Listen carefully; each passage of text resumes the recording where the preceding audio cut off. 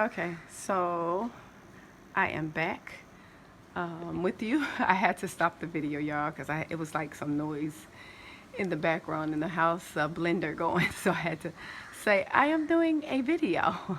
So anyway, I am back, and I wanted to finish telling you what I had to do. So I had to get buy bottled waters, and I had to. I'm gonna try to turn this around. Let's see. Okay, so I had to buy bottled waters, and hopefully you can see me. Okay, hold on. Yeah, I had to buy bottled waters, and I had to buy bottled waters, like 4 or 5 big jugs of water, and they filled them up every day for us. So we used the well water or the borehole water for flushing the toilets, mopping the floors, washing clothes. And then we had to physically buy water to drink, to cook with, and to bathe with. Now, some people said that they boiled the well water to bathe with, but we didn't feel comfortable enough doing that, so we just went ahead and used the water that we brought to bathe with. So we had like a basin, and we had to boil the water, and then we put it in the basin, and then we had to like bathe that way out of a little tub. We had a couple that we washed clothes with, so we just used those. And so we managed. We did that for 23 days, and it was an adjustment, but we had a routine. So they would bring us water every morning, and then in the evenings, so we would use that water to flush and to clean. So everything was still clean. We still was able to wash clothes. The only inconvenience is the fact that we couldn't go to the faucet to get water. So we had to brush our teeth with bottled water. We had to bathe with bottled water.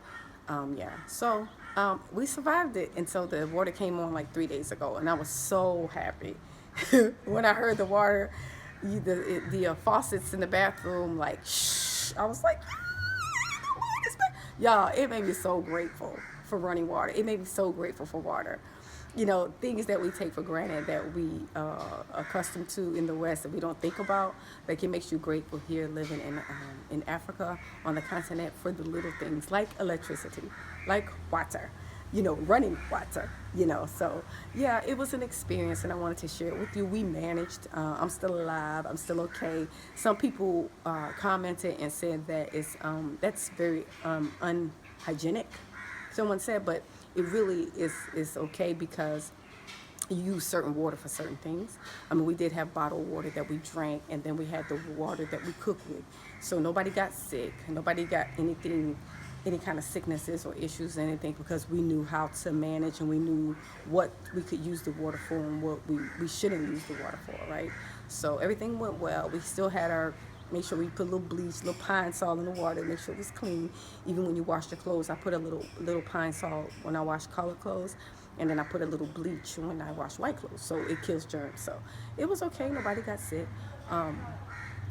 All was well. It's just another preparation, I would say, to prepare for the wilderness. It was just another something that we have to do, because this is preparing us to be off grid. So someday we won't be in the cities dependent on the water system, the electricity system. We may have to have solar panels, or we may have to have boreholes or water wells. We may not be able to depend on the city water system. So we have to prepare and understand how to function. You can get you a generator for when the power goes out. You get you a big tub, and you can keep water in it. We had a big water tank on the property, but the water tank was empty. So the public water system, the Wasco, was out of water. So we had our backup water tank ran out of water. So we didn't have any water. And so it didn't make sense for us to get it filled, because a lot of times, from what I've been told, is they fill your water tank with well water, borehole water anyway, and then you're spending an astronomical amount of money to get 1,000 liters whenever. So it just wasn't worth it. So we winged it, and we just used our own water and bought our own water. Another thing is, I'm in a fourplex, so I live in an apartment with other people. So if I would have purchased water for the tank, then everyone would have used it, and it would have gone out quicker. So, and I think they're more accustomed to managing in their country with water than me. I'm the only foreigner where I live, so I'm the only one that is not accustomed to how to function without water and lights. And I'm actually adjusting to functioning without electricity, because I've been here 2 years and 4 months, and it's gone out, in between So I've kind of managed with that. Like, it's hot, but I know what to do to stay cool. I can take a cold shower. And if you open all the windows, breeze comes through even though it's hot.